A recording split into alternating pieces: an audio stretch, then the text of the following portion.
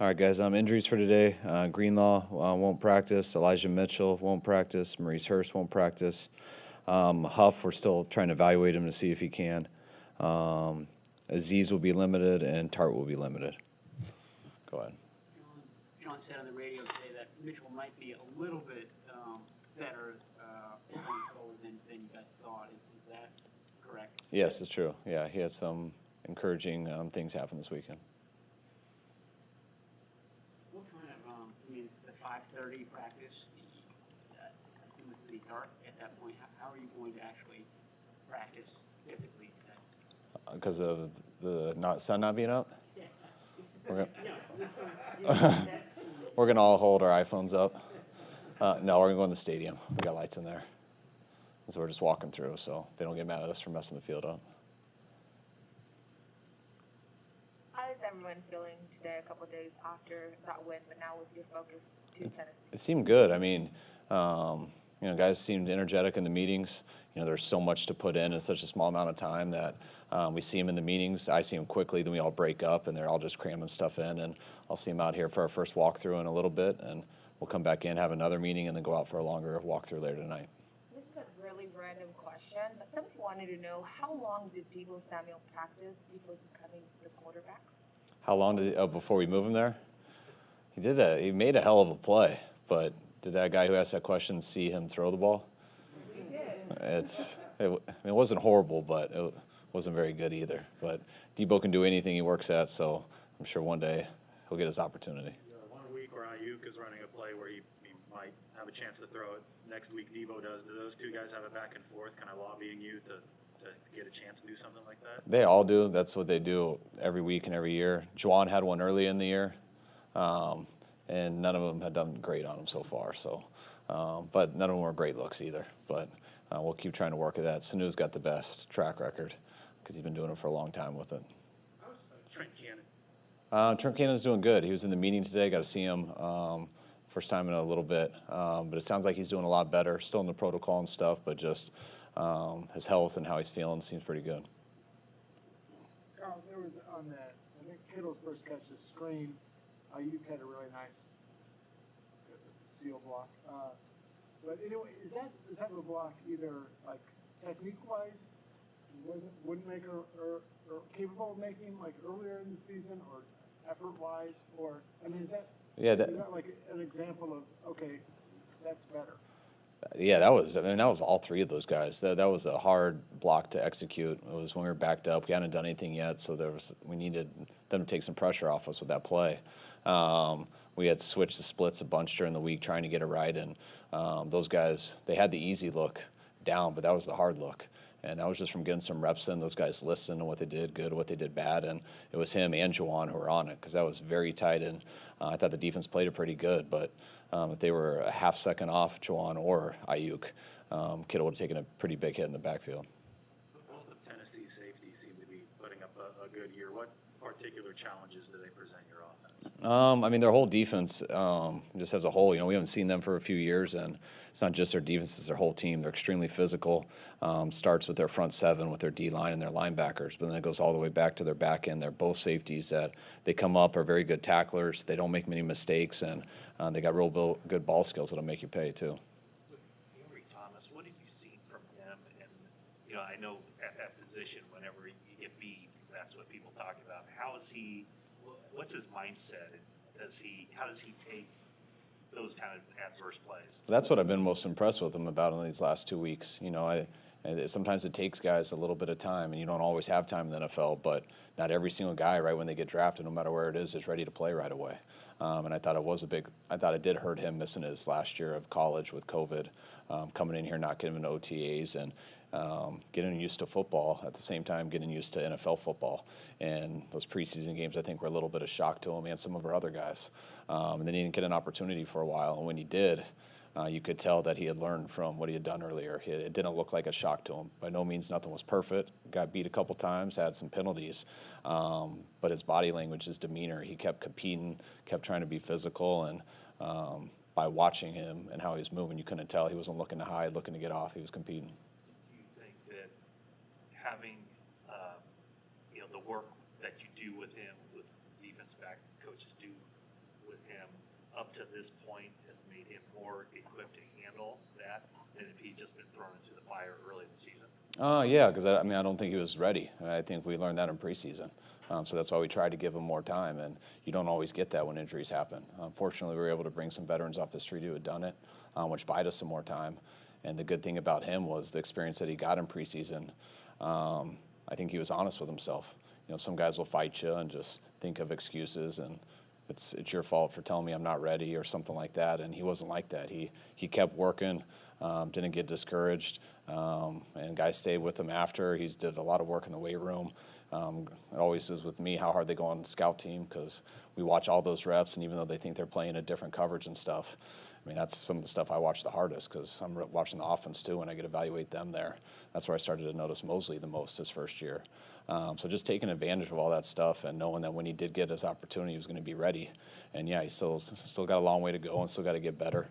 But when he did get it, he was much more ready to play and help us out. I think that Week 8 game in Chicago was the first one where Nick did a lot of, moving side to side. I think it was the first one where Eric Armstead played a lot inside. Was there did something happen in the game before that against Indianapolis that told you guys, okay, we need to make some changes moving forward on the defensive line? Yeah, I think it was not holding out the hope that D would come. Because, D, when he was out there and healthy, he was effective on that side. And then we could have our two best pass rushers there on the edges and then move Armstead inside just on third down and allow him to really work on the outside on first and second down. And once we kind of realized D wasn't going to be there, and the Kinlaw, we'll put in him on IR and stuff, and we knew it was going to be tough to hold up if Eric wasn't inside predominantly. So we made that change so he could get better at it, and we could use one of our best players there and then start getting the other guys more consistent on the outside. And it's also when it made it easier to move Bosa around. Tennessee managed to keep their running game strong even without Henry. I mean, they're not used to using a lot of backs like you guys are, and then to lose a guy of that stature. Yeah, I mean, you would think, when you lose a player like that, you turn the tape, it's going to look different. But you can tell that's their philosophy. I mean, they commit to the run. They think they run the ball, call more runs than anyone in the NFL. And in almost all situations, they'll do it on third down too, first and second. Doesn't really matter the down and distance. They'll do it when they're behind. It's what they believe in, and that's why they've been hard to beat these few years, especially even with injuries. When they had it with Pittsburgh. They dominated that game, and then they turned it over a couple times three times in the fourth quarter, which I can relate to. It's tough to win games when you do that, but they got a good formula where they play real good defense, they run the ball, and when they don't turn it over, that's when they've won more games than most teams here the last few years. Take three more. Are these similar? I guess all NFL teams want to be physical and dominate and all that, but I guess they're kind of ethos or whatever, maybe it's because of variables, old linebacker. But are they similar to you in that they want to punish you and do those things as far as the run game and all that? Yes, it's very obvious. In all three of their phases, they kind of take on the same mentality, and I'm sure it's a lot like how Mike played, but you can see it at all spots. Does a real good job of it, no matter who's there. Kyle, I got your favorite kind of question, a holiday question for you. And it's a two-parter. What are your favorite Christmas traditions, and do you have any wishes for the coming New Year? My favorite is I always read my kids the night before Christmas, which was more fun when we were younger. Now it kind of just becomes laugh at Daddy when he doesn't pronounce the words right or something. But that's a good tradition for us. And what was the other question? That we're still playing football longer than a week into it. Kyle, you talked about the importance of sleep for your players. What is your sleep schedule like on a week like this? Not the best, but that's more for to regenerate your muscles. I don't have any, so I don't have to worry about it. Just so you get your legs back and everything, you recover. Coaches, we get to sleep on the plane on our way out there, and I'll take cramming 4 days in. You can do whatever in 4 days if you get 3 days off, so we're not complaining about it as coaches. Was it a couple of years ago? I think it was the Thursday nighter in Arizona where you said you just basically stayed in your office during the week because it's so condensed. Yep. That's what we usually do. some people do it a lot, but I usually just only do it on Thursday night games. You sleep here. Do I look like I did? You smell like it. Yes, but that's nothing special. Most of us do. We got to. Good? All right, guys.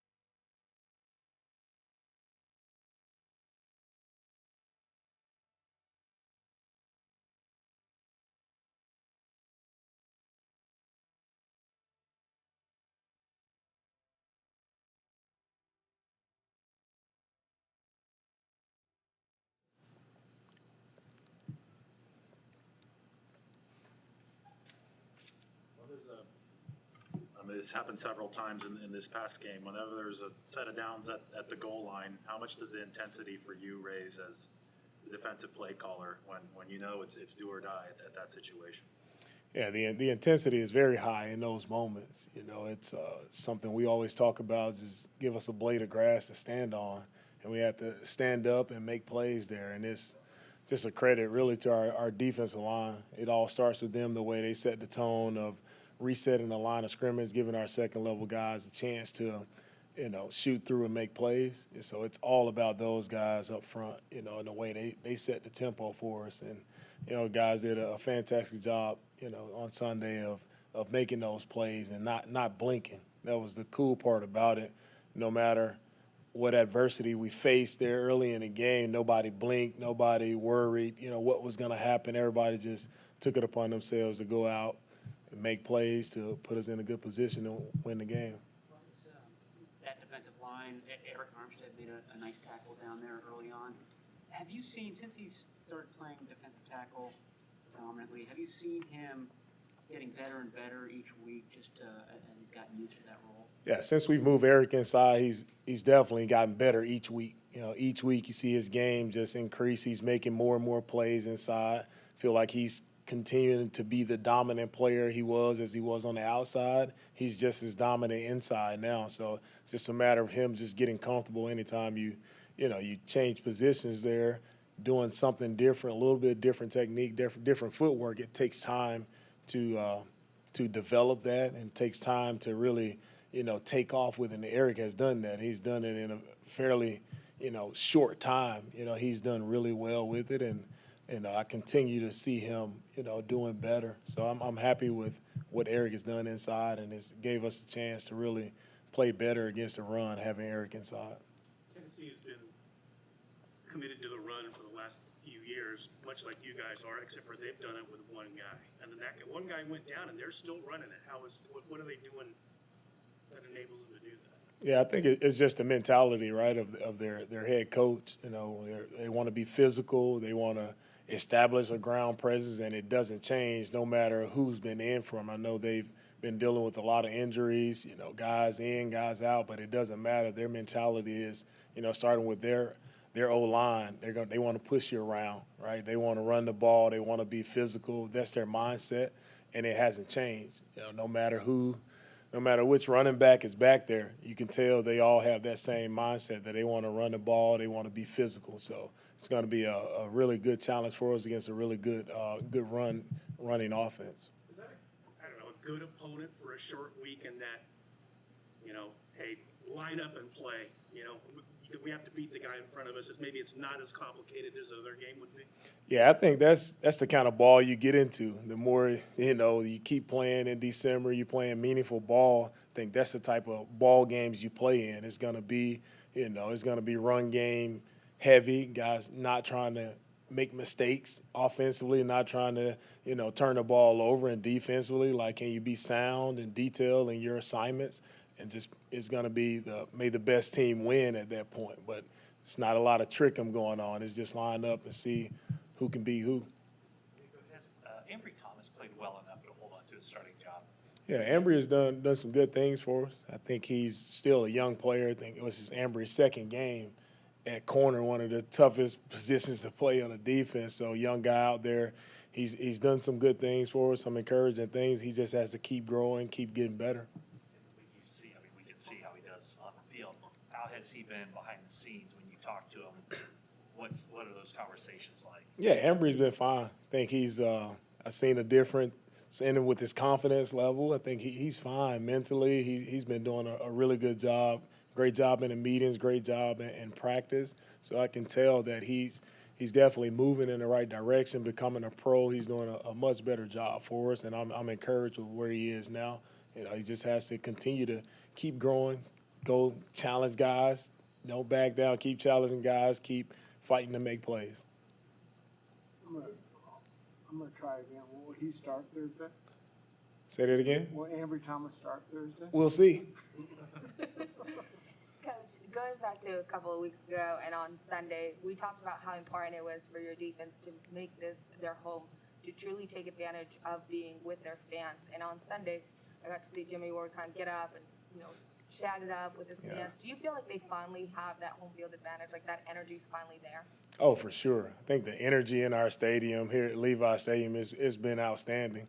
And it's also a credit to the way we've played. I think that's it. Fans need something to cheer for. So, it all starts with our guys, offensively, defensively, special team guys making plays. That's what gets the fans excited. So we just had to stand up in our home turf and make plays, give the fans something to be excited about, give them that pride they have in our team. We had to allow them to be able to do that, and I think that's what we've done over the past couple of weeks. And now we feel the energy from the crowd. You feel guys making plays, and it's a totally different atmosphere than it was in the beginning of the year. So we definitely appreciate our fans for representing, being loud as possible, making Levi's a tough place to play in.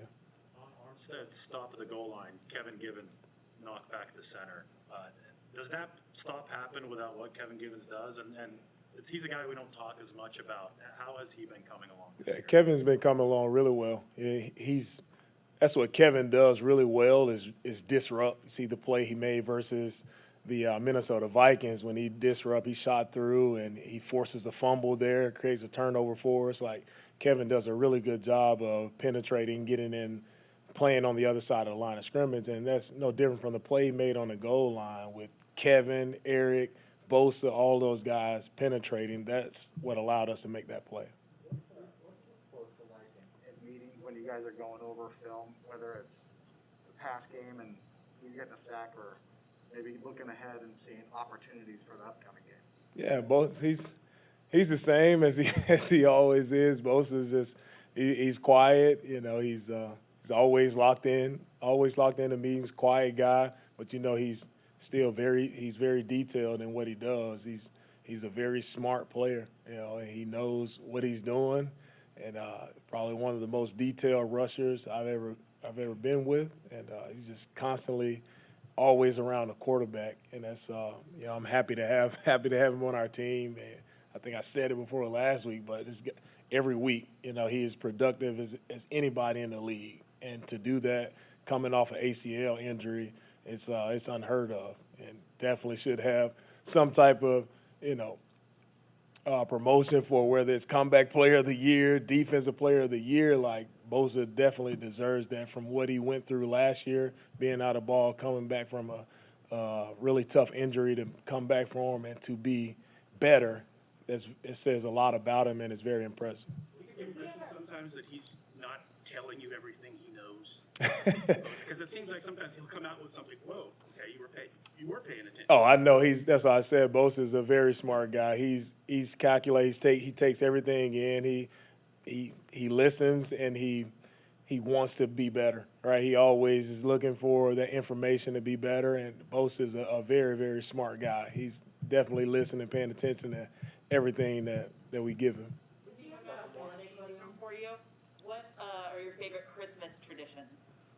Favorite Christmas tradition is really just Christmas Eve. A family normally gets together, and we all just get gifts from everyone. That was one cool part about growing up. It's just whether it was a pair of socks, a toothbrush, candy, like everybody was able to get something from grandma, aunts, uncles, cousins, everybody just being there together, sharing that time and that moment with family. That was the most special part about Christmas for us. Don't get that much time nowadays to do it, but you know, favorite memory is just being around my family during that time. And just going back to the Bosa question, does he ever open up to you about potential frustration on certain calls? Because when he comes in here and we ask him, he's kind of like, I'm not going to talk about it, I'm not going to get fined. Does he open up to you about that? Do you give him any advice on how to just keep his head cool? No, he doesn't open up to me about that. It's not been an issue. He just has to keep going, keep working like he's working, and we'll be just fine. Arden Key and his effectiveness at defensive tackle. Has that been season long, or was there a point where he started playing more of those pass rush situations there? Yeah, I think Arden has progressively gotten better, and he's proven to us that he can go in and be an effective pass rusher, you know, for us. And the past couple of weeks, I don't know if it's been every week, but he's consistently hitting the quarterback. And when you do that, that just gives us more confidence to give him more opportunities to go out and rush the passer, and that's what he's been doing. I think Arden is having a career year, the most sacks he's ever had in his career. So I'm so happy for him to be able to have the type of year that he's having. I'm proud of the way that he works, proud of what he's doing on Sundays for us. Is there a coaching point? Is there anything you can do to avoid the kind of call that went against him last week? You know, I'm not sure. I'm not sure. You know, you just have to tell the guys, just have to be careful with how you know, everybody's sensitive with the quarterback, so you have to be very careful with how you're landing on the quarterback, how you're hitting the quarterback. You just have to be very conscious as a rusher, you know. And it's hard because first, it's so hard to get there. And then when you get there, now you have to think about, well, how am I landing on him? Did I hit him too hard? It's hard. You know, it's definitely the game is changing in that way, which is tough on players. The role? Like, is that the Yeah, you just have to teach them. We understand that we can't put our full body weight on the quarterback when we're taking him to the ground. So we have to kind of roll off to the side when we are taking him to the ground. All right. Thank you, guys.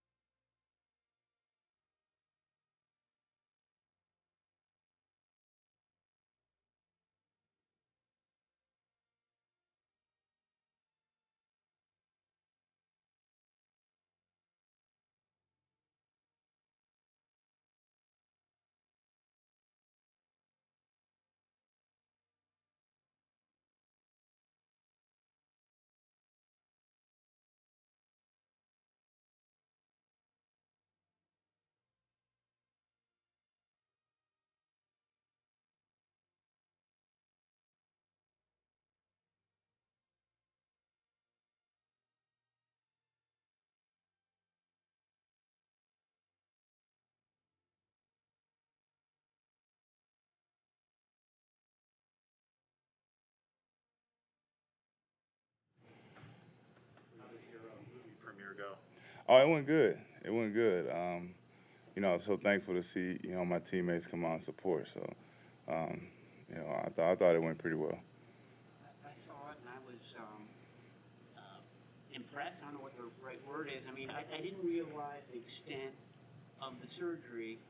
I'm wondering if you got that feedback from others who've seen it, from teammates, and what their reaction's been like. Yeah, generally, everybody pretty much echoed the same thing. I was super shelled off when it happened, so I didn't let a lot of people in on what was going on. So I think with this doc coming out, a lot of people who wondered, a couple years ago and just didn't have a full grasp on the whole situation, I think this will help fill in the blanks. You say in the movie that you're a private person. Why share your ordeal this way with a film? I was able to kind of see the impact that it had, with people around the world who were dealing with the same things. And, I got an overwhelming amount of support, messages and stuff when it finally came to the forefront of what I was dealing with from people who dealt with the same thing or was dealing with the same thing. So me personally, I was happy, super blessed to get through what I got through, but to know that I can help somebody else get through those same rough times, to me, I feel like it was a no-brainer to kind of help, put that story out and share the testimony and see who all it can help motivate. So do you get checked up periodically just to make sure everything's cool? Yeah, every 6 months. Yeah. When was the last time? Right before camp. Is that just always a stressful time, or do you just feel good about where you are? No, it's always stressful. You never know, especially with something like this. Like I said, I had no idea for the 5.5, 6 years I had it. So, going in to do the checks, this is a little bit stressful. Does it come across your mind at all, Trent, when you're out on the field and blocking somebody and maybe throwing a big block and having fun, going, yeah, this is why I came back? I definitely sit back and kind of take it all in sometimes. Maybe not right after a big block, but right after we come in from warm-ups, so getting ready to go out there for the game. There always is a moment in time to where I just kind of think back to where I didn't think this was ever coming back. Speaking of football, You know, I took it for granted, and I didn't think that my career was in jeopardy. So I do think about that often on game days, and then it allows me to go out there and kind of just play, you know, carefree, because I know, you know, I'm basically playing with house's money at this point, you know. There was a press session that goes by where one of your teammates or one of your coaches doesn't rave about something that you're doing on the field and how impressive it is. And I'm curious, as you look at it, are you playing the best football of your career right now? I do feel more comfortable than I've ever felt. I do feel like I'm as strong as I've ever been. I do feel like I'm as, for lack of a better word, smart, I guess you would say, as far as football. My football IQ is probably better than it's ever been. So I think that's probably accurate. I mean, as a football player, as a competitor, every year you want to be better than the last year. So I think that's my goal. It always has been my goal. So if this year is better than last year, I hope so, but that's the plan, you know. In the Pro Bowl voting, you'd been kind of lagging down there, 8 or so, and I don't know if it had any impact. It certainly didn't hurt you. You know, George came out and talked about what a bogus deal that was, and then all of a sudden you go up. So what does it mean to hear, you know, those kinds of unsolicited testimonials about you as a player, and then see it translate into the top vote getter at your position? Yeah, just going to the support that I get from the locker room. I mean, it's unreal. It definitely takes me back a little bit to have people that will stand on the table and argue on my behalf. You know, I've always felt like, you know, I was the best in the game, but I'm not very boisterous about that. Like, I don't brag. That's just not my type.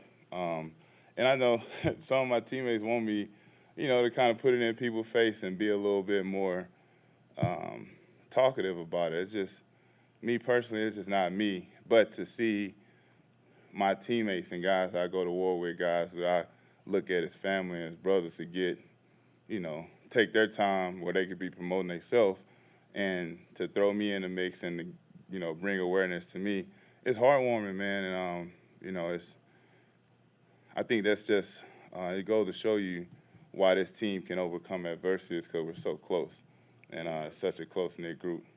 Did you have a chance to talk to George before or after he said that? I did not. I still haven't. I mean, you know, we got so much going on right now. I plan to pull him aside and tell him thank you. But I've always, you know, told him thank you. He's always said, you know, good things about me to anybody. And George is an unbelievable teammate. I mean, he's the best tight end in the world, but, you know, he's an even better teammate. And I think from just going, not even going on what support he showed for me, but even going back years, support he shows for Jimmy, for everybody else, you know, on the team, anybody. It just shows you what type of guy he is, and that's why the locker room, the chemistry is the way it is. You've never faced Nick Bosa in a game, and I don't even know if you've had a true live rep against him, but can you address what an offensive lineman is dealing with from your perspective, just from what you see during games and the way he plays? You're dealing with everything. You're dealing with a guy who is, I mean, you know, and I try to stay out of these conversations because I have a biased opinion, but, I mean, when you look at the NFL right now, who would you take over Nick Bosa? I mean, to me, I feel like he's probably playing some of the best football that in the NFL right now from the edge position. And, you know, I feel sorry for the offensive tackles. I really do, because I've had full speed reps against him, and we go one-on-ones, and, you know, that's full speed. We're not taking it easy on each other. And he has the full array of everything you would need. If you was to go into a lab and create a pass rush, and Nick Bosa would walk out.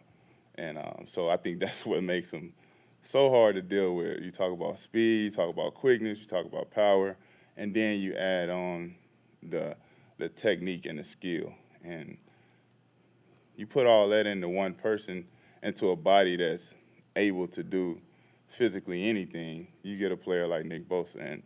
And you know, it sucks for the other team. I'm glad I ain't got to deal with it, but, you know, even chips, and it don't really matter. He doesn't stop.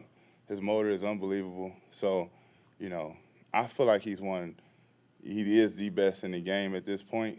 I know people probably say I'm bragging on him or I got a biased opinion, but people also a few months ago when I said that he looked better and stronger than he did before the injury, and everybody kind of looked at me like I was crazy, and I think it's kind of starting to unfold right before our eyes. I'm trying to think in the practices, did you go against his brother a lot? No, I played against his brother, though. I played a full game against him. Yeah. Still Nick is your guy? Yeah.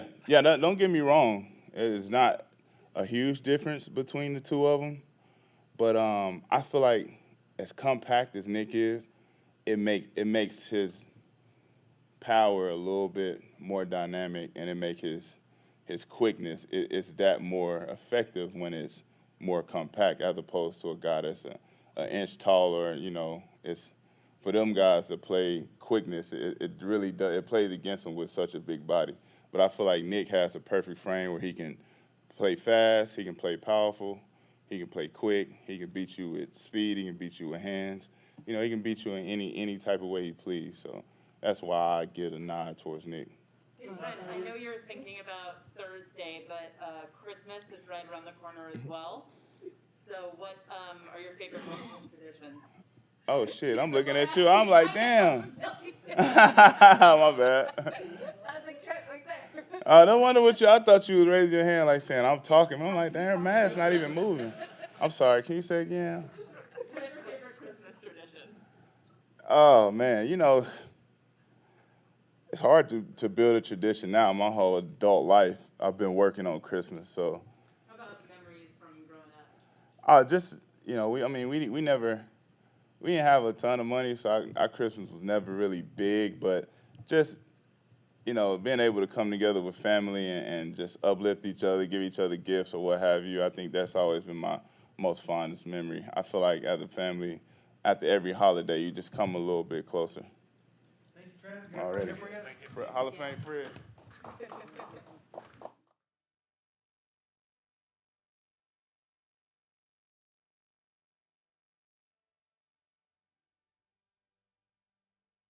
Have y'all seen his documentary yet, or have you seen his documentary yet?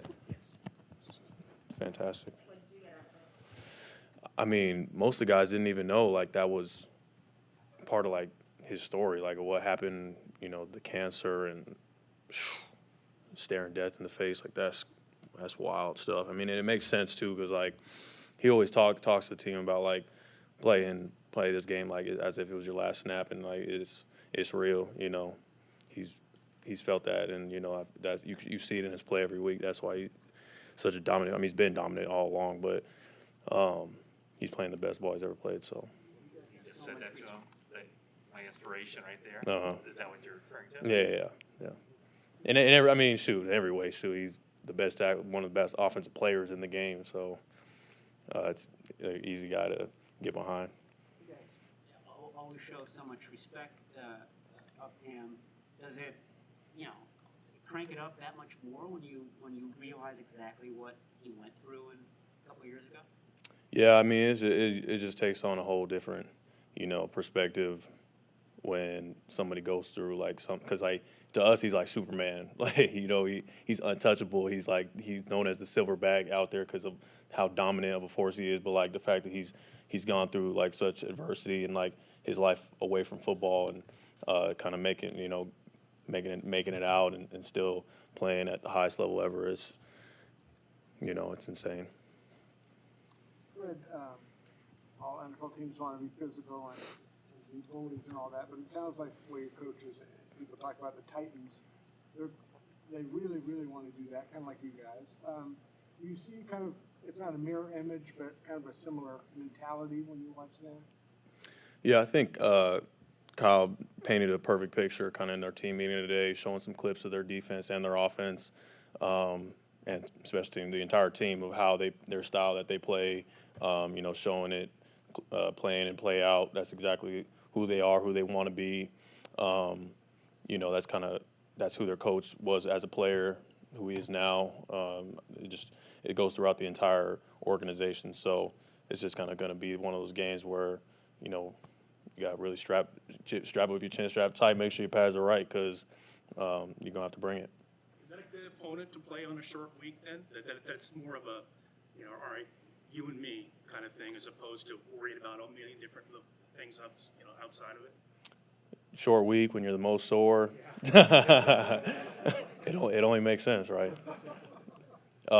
From a scheme standpoint, I'm sure it's I mean, that's just kind of how this time of year is teams want to run the football and dominate the time of possession, field position, all those type of things kind of play into just this end of year type of NFL football and going into the playoffs. And so it works out pretty well going in Thursday night. Just like I said, is play ball.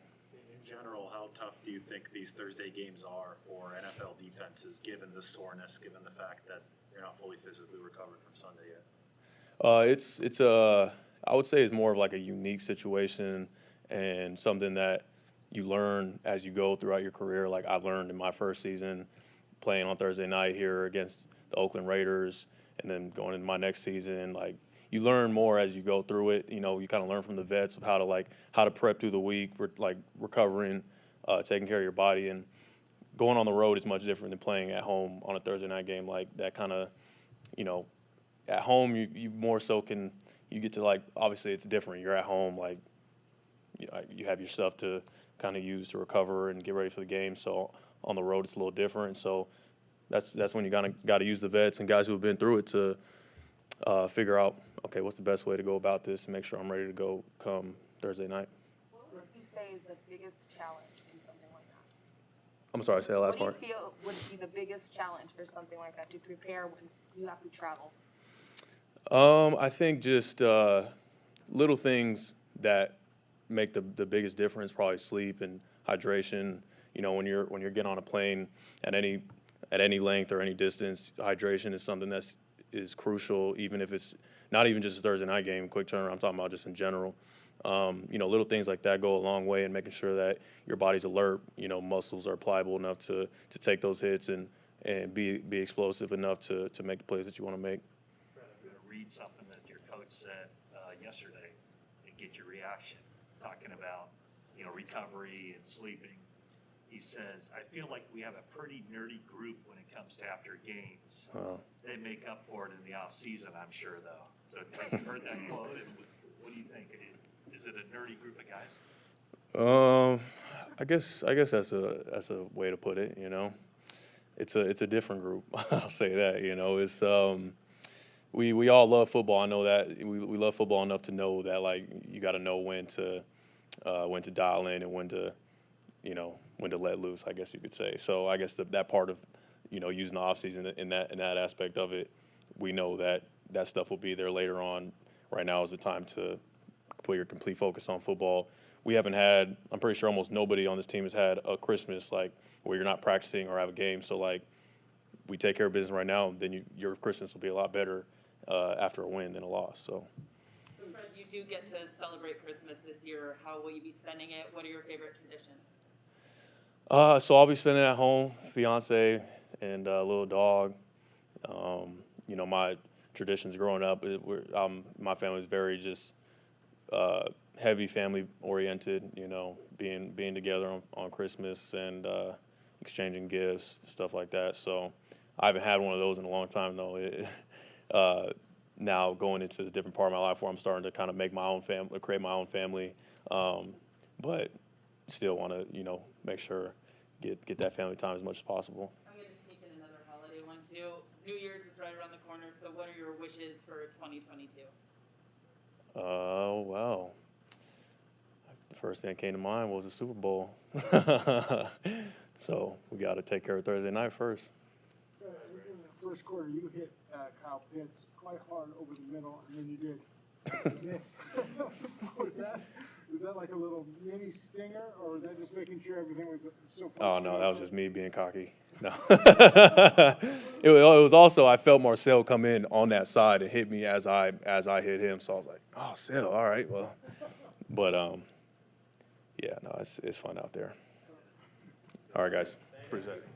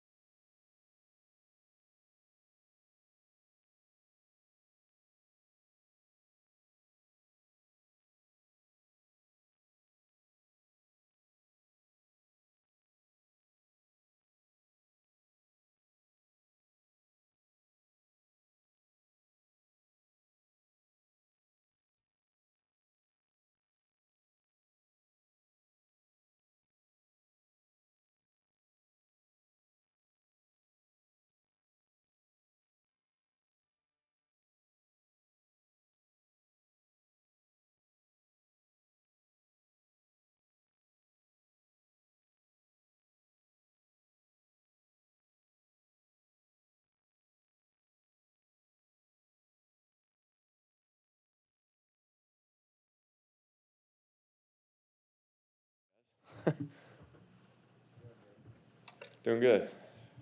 Fast week. Past week. You're leading the league in yards per attempt. What does that mean to you? And is there any stat that you look at individually other than wins that mattered most? I mean, the yards per attempt really, I wouldn't say that dictates winning and losing. More about third down, red zone. I think those are quarterbacks, true stats when the money's on the line. But yeah, I mean, as long as we're winning games, I could care less what the stats are. How do you feel like you're playing? On Mondays or whenever you go in and start analyzing how you played, a lot more positives than negatives, I would imagine. Yeah. There's a lot of good things. A lot of things to improve too. It's just, December football. You never know which play is going to determine your season or that game, and just you're trying to be perfect. We all are at this point, but that's why you gotta love it. You mentioned that your offense is getting more and more confident. Do you feel that way, and what do you think what's helping you stay confident? Yeah, you could definitely feel it. Guys are, just talkative on the sidelines, feeling it. Guys are asking for the ball more, so that's always a good thing. But I think it just goes back to us being in a rhythm. It starts with Kyle calling plays, but just the way we're executing on the field, you could feel it. I don't know if you could see it like we feel it in the huddle, but there's definitely a point in the game when we get into a rhythm and, things are rolling. You played the Titans, obviously, when you first got here in 2017. What just top of mind when you think about that game? Is there a moment of play that strikes you? You're talking like 3 years ago, that one? Or 4 years ago? Yeah, geez. I mean, the 2-minute drive was pretty sweet. That obviously holds a close place to heart, but yeah, much different team. They're actually more similar to the Texans we played that year, just with Mike Vrabel being at Houston then, so some similarity there, but yeah, just much different team. But that was a very exciting game. Their safety seemed to be having a good year in Tennessee this year. What kind of challenges do they present to you as a quarterback in the chess match? They're very smart. They're just football players, though. They play within their scheme, but they've been playing together for a while now, and you can tell that the communication's pretty clean between them. They really don't give you a lot of easy completions, I'll say. They like to press it, kind of get up in receiver's face and challenge those guys, and it'll be a good challenge for us. They're good players. How do you balance the desire to be perfect with the knowledge that, one play can change everything in December with the need to be aggressive and bold and not be afraid to make a mistake? That's the line you toe. I mean, that's part of the position, I guess. You have to. I mean, there's a million things that go into those decisions, though. The situation of the game, what's going on, who's been making plays for you, the defense, everything they're doing. So there's a lot that goes into it. But you got to be aggressive. When you stop being aggressive, I think it gives the advantage to the defense, and that's when they can get after you a little bit. So we got a good mindset here. Starts with Kyle and kind of trickles down to us, but we like where we're at. After the game Monday or Sunday, that the offense is changing.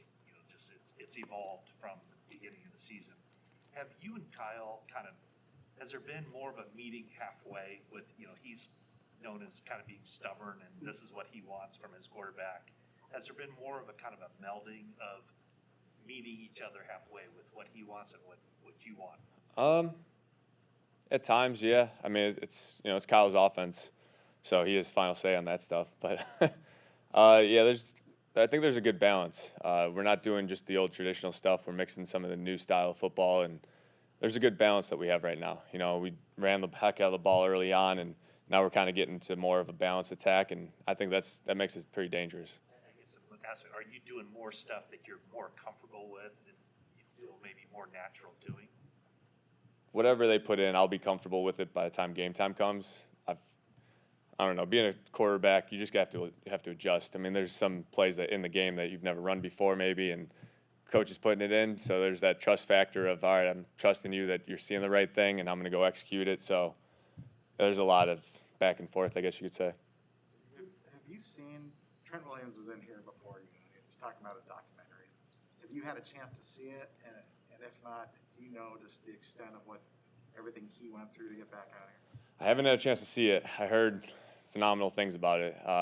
But yeah, I mean, what was it, Chicago? When we were in Chicago, we stayed right down the street from the hospital Trent was at. And I can remember talking to him, just that was really the first, because I knew about it, but I really didn't know the extent of it, and that was kind of the first time that he opened up about it. I mean, that's real life stuff. It's different than football, different than everything that we're doing on a daily basis here. That's your livelihood, that's your life. So, just the man that he is, having gone through all that stuff, you really got to tip your hat to him, because there's not many people that could come out the other end and do what he's doing right now. You mentioned that the 2-minute drive against the Titans, and I think I have this right. You should never ask a question you're not quite sure about. It's never stopped me before. But I think I think you were mic'd up, or someone was mic'd up, and before that, you were kind of saying, "Hey, this is going to happen," and then it unfolded. Given the fact that you were somewhat new here, do you remember the specifics of that and how you kind of knew how some of those things were going to unfold? Specifics, not entirely. I remember having a good feel for that defense. I think it was Dick LeBeau was the D coordinator. But yeah, we had a good feel for him. We were moving the ball early on in the game, and we kept, if I'm remembering this right, we kept getting field goals and stuff, and we couldn't sustain a drive, but we were moving the ball, and so I kind of had a good feel of that going into the 2-minute drive. So I don't remember the specifics, man, but it was a fun game. I know you're focused on Thursday, but Christmas also right around the corner. So do you have plans for Christmas you actually have off, and what are your favorite traditions? Not really planning anything yet. Got the Christmas shopping done though, so that's a big one. Happy about that. Traditions, no, just normal stuff. Christmas morning, open the gifts with the family. Yeah, just normal stuff. But yeah, we'll handle that when we get there Friday. Do you do any special gifts for your O-line? Oh yeah, every year. I get a kick out of doing that. I can't give it away yet. They're gonna get those soon, but you guys will find out. And then I think there was a second part to her question about New Year's. No, I already got sorry. about New Year's last week. New Year's resolution. Oh, New Year's. Oh, jeez. I don't know. Keep winning games. No, we'll figure that out when we get there. All right. Thanks, guys.